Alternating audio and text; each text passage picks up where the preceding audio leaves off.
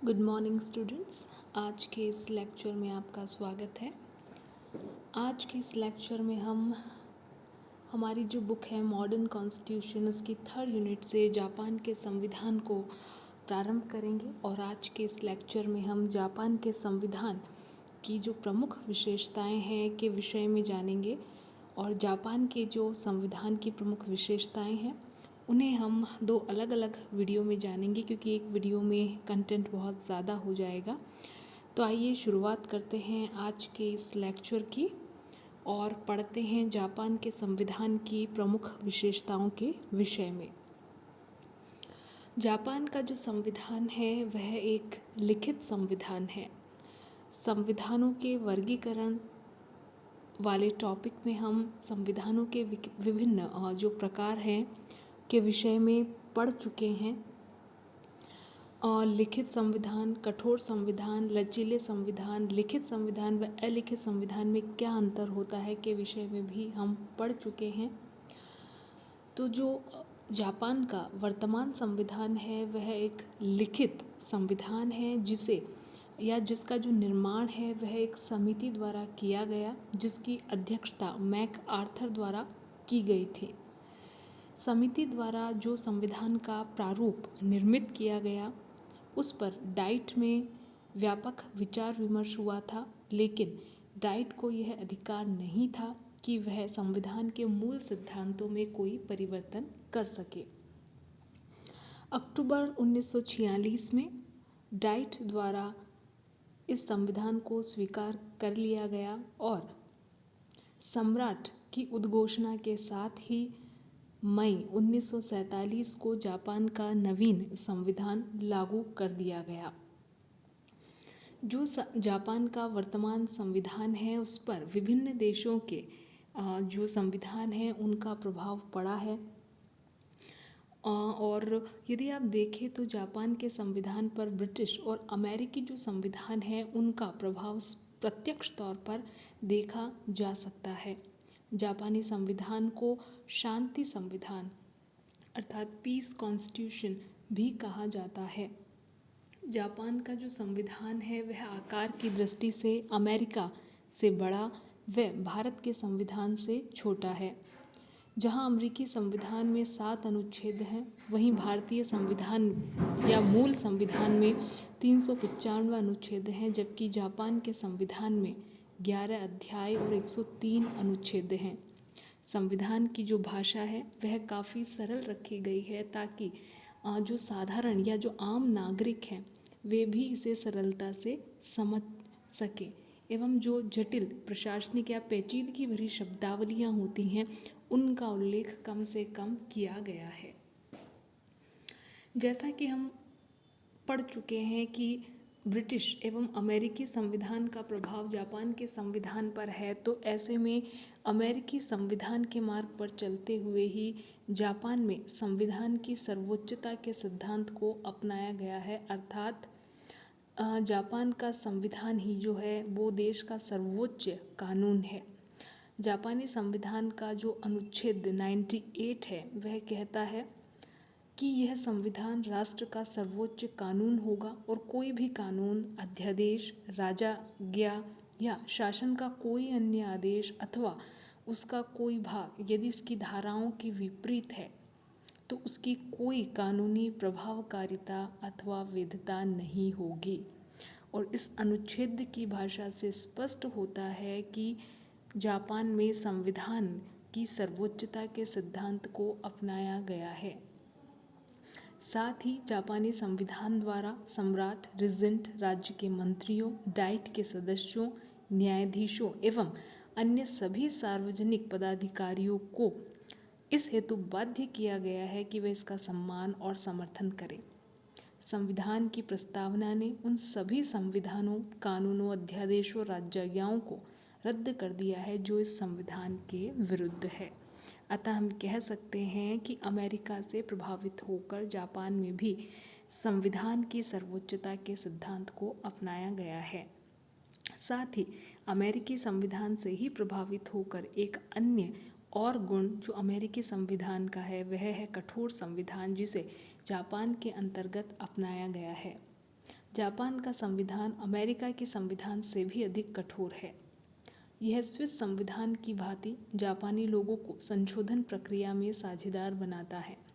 Japan में सम्राट और डाइट स्वतः किसी संवैधानिक संशोधन को पारित कर लागू नहीं कर सकते। जापान में कोई भी संशोधन सम्राट द्वारा तब तक लागू नहीं किया जा सकता है जब तक कि उसे डाइट के दोनों सदनों द्वारा 2/3 अथवा उससे भी अधिक मतों द्वारा स्वीकार हो जाने के बाद जनता के अनुसमर्थन के लिए नहीं रख दिया जाता और उसे विशेष जनमत संग्रह अथवा चुनाव में जैसा भी वहाँ की व्यवस्थापिका अर्थात डाइट सुनिश्चित करे कुल मतों के बहुमत के सकारात्मक मत प्राप्त नहीं हो जाते तब तक इस प्रकार के संशोधन वहाँ पारित नहीं किए जा सकते। तो हम कह सकते हैं कि जापान का जो संविधान है वह अमेरिका की तुलना में भी अधिक कठोर संविधान है। जापान के अंतर्गत लोक संप्रभुता के सिद्धांत को अपनाया गया है। इसका जो दर्शन है वह जापान के संबंध में मूल रूप से भिन्न है। यह जो साम्राज्यीय प्रभुता को नष्ट करता है और लोक संप्रभुता अर्थात जो सारी शक्ति है वह जनता में निहित है के सिद्धांत की स्थापना करता है। संविधान में ऐसा कोई स्वतंत्र अनुच्छेद नहीं है जो लोक संप्रभुता के सिद्धांत का स्पष्ट उल्लेख करता हो, लेकिन प्रस्तावना और अनुच्छेद 1 की शब्दावली से लोक संप्रभुता स्पष्ट होती है। प्रस्तावना के शब्दों में लोक प्रभुता की स्पष्ट अभिव्यक्ति होती है जो कहती है, हम जापान के निवासी राष्ट्रीय डाइट में अपने विधिवत निर्वाचित प्रतिनिधियों के माध्यम से कार्य करते हुए घोषणा करते हैं कि सर्वोच्च शक्ति लोगों में निवास करती है और दृढ़तापूर्वक इस संविधान की स्थापना करते हैं तथा सरकार जनता की एक पवित्र धरोहर अर्थात ट्रस्टी के रूप में कार्य करेगी जिसने जनहित में कार्य करने के लिए जनता से सत्ता प्राप्त की है, जिसकी शक्तियों का प्रयोग जनता के प्रतिनिधियों द्वारा किया जाता है और जिसके लाभों का उपयोग जनता द्वारा किया जाता है। अतः जो शब्दावली जापान के संविधान में प्रयुक्त की गई है उससे यह स्पष्ट होता है कि जापान में जो सारी शक्ति एवं सत्ता है वह जनता में निहित है और सरकार मात्र एक अभिकरण है जो जनताओं की इच्छा को मूर्त रूप प्रदान करती है एवं सरकारें अपनी शक्ति जो है वो जनता से ही प्राप्त करती हैं। जापान के अंतर्गत संवैधानिक राजतंत्र को अपनाया गया है। वर्तमान संविधान में राजतंत्र की संस्था और सम्राट के पद दोनों को बनाए रखा गया है, लेकिन उसका स्वरूप बदल दिया गया है।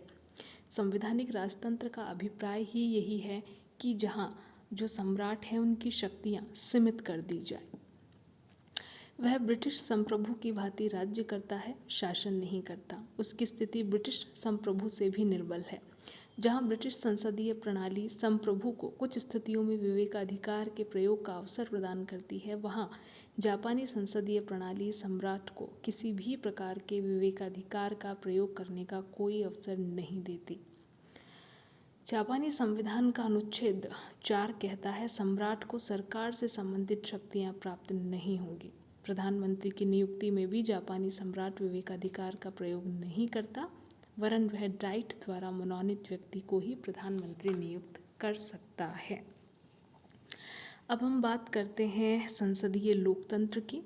जापान के संविधान पर अमेरिका के प्रभाव का काफ़ी प्रभाव पड़ा है, लेकिन उसके साथ ही संवैधानिक राजतंत्र और संसदीय लोकतंत्र जैसी विशेषताएं ब्रिटिश संविधान की देन है। संविधान का अनुच्छेद 66 कहता है, कार्यपालक शक्ति के प्रयोग के रूप में कैबिनेट डाइट के प्रति सामूहिक रूप से उत्तरदायी होगी।